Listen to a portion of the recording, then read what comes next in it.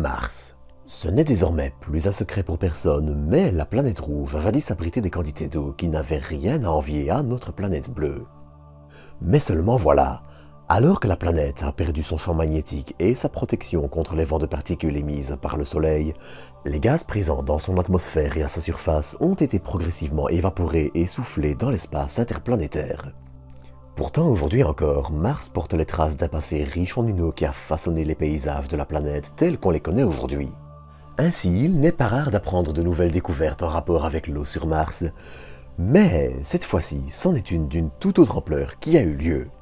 On apprenait en effet récemment la découverte d'un gigantesque océan situé sous la surface martienne, et quand je dis gigantesque, ce n'est pas une blague. On parle ici d'une quantité d'eau probablement épaisse de plusieurs kilomètres et qui serait relativement proche de la surface.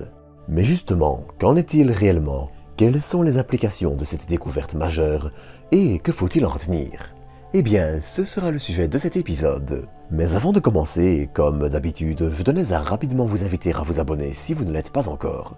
Enfin, je tenais aussi à rapidement vous informer que les 3 et 4 février prochains se tiendra à l'Euro-Expo de Lyon, l'exposition Demain mais en mieux.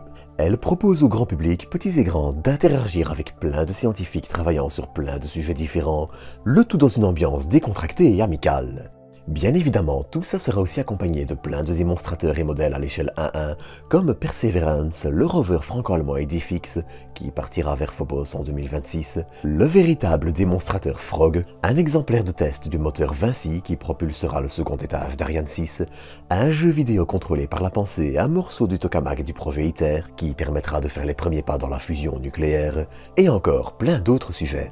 Et puis, comme c'est dans le cadre du festival Yggdrasil, ce sera aussi l'occasion de croiser l'acteur qui incarne Bort dans Kaamelott, la voix française d'Harry Potter et de profiter de plein d'animations différentes.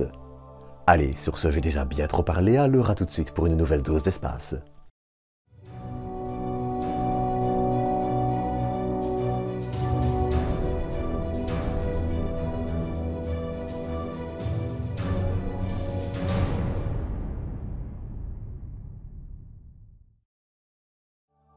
Pour commencer cet épisode, j'aimerais commencer par une notion assez simple, mais essentielle pour bien appréhender la suite de l'épisode.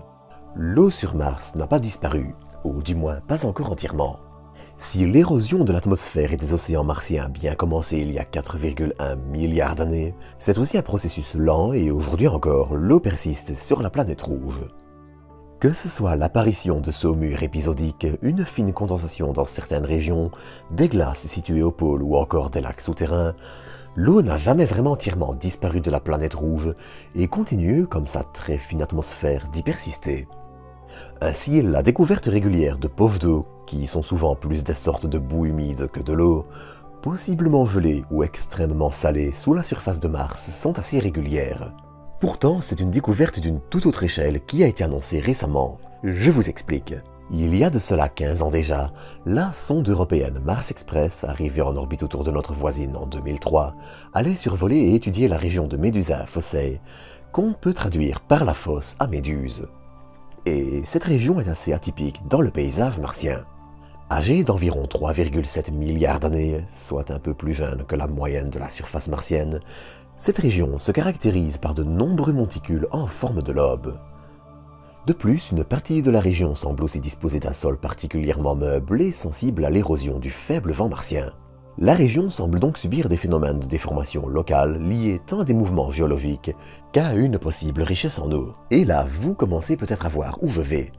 Lors de son survol d'il y a 15 ans donc, Mars Express allait permettre une petite découverte. Grâce à son radar embarqué, la sonde peut en effet scanner une partie des premiers kilomètres de la surface martienne. Basiquement, le concept est d'envoyer une onde radio vers la surface et ensuite analyser la façon dont elle rebondit. En fonction de la nature du terrain, l'onde va en effet être absorbée jusqu'à différentes profondeurs et être réfléchie avec différentes intensités.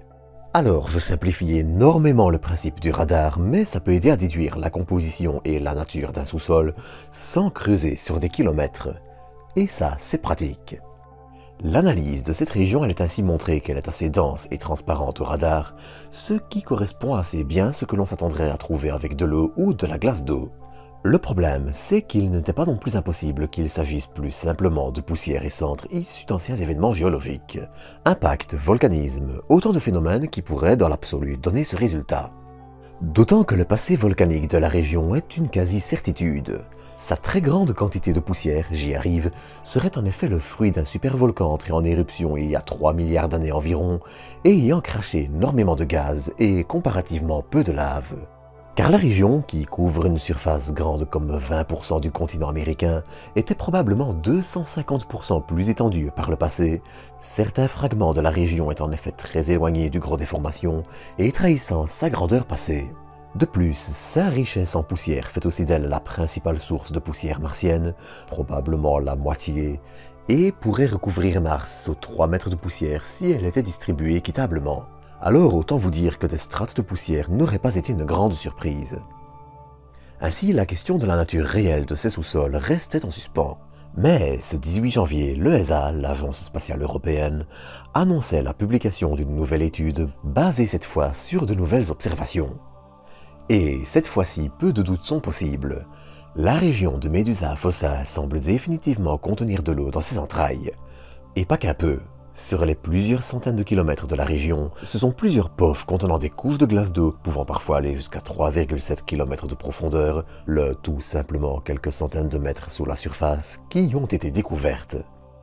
En fait, c'est simple, si toute cette eau était amenée à la surface et était liquide, elle recouvrirait Mars d'1,5 mètre à 2,7 mètres d'eau, le tout pour une quantité d'eau comparable à la mer Rouge. Ce qui est intéressant en revanche, c'est que dans les conditions qui règnent actuellement sur Mars, la formation de tels réservoirs est tout simplement impossible. Ce sont donc très probablement des vestiges des océans martiens, et aussi des cibles d'intérêt pour un paquet de raisons.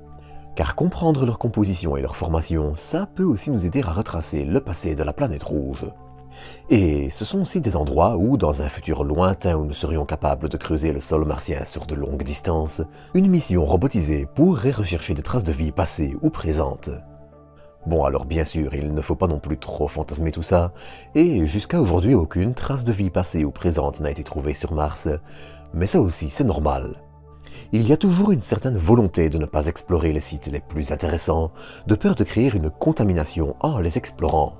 C'est assez logique, mais on n'a pas vraiment envie que des bactéries terrestres ne viennent détruire des bactéries martiennes.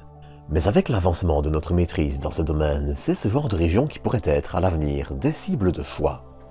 Car si la vie est apparue sur Mars, elle n'a probablement pas non plus disparu du jour au lendemain. Alors que ces océans ont progressivement reculé et disparu, des formes de vie extrémophiles peuvent très bien avoir eu le temps de migrer vers ce genre d'endroit.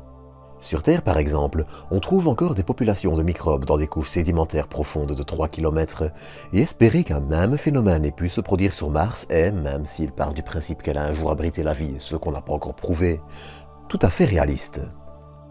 Bon alors, la région de Medusa Fossa n'est peut-être pas la candidate idéale, mais en attendant, et pour revenir à la réalité d'aujourd'hui, elle est aussi un point important pour comprendre le passé de notre voisine et son évolution. Jusqu'à ce qu'une nouvelle découverte ne vienne encore faire avancer le sujet. Mais ça, on en reparlera encore. D'ici là, je vous retrouve bientôt pour de nouvelles doses d'espace.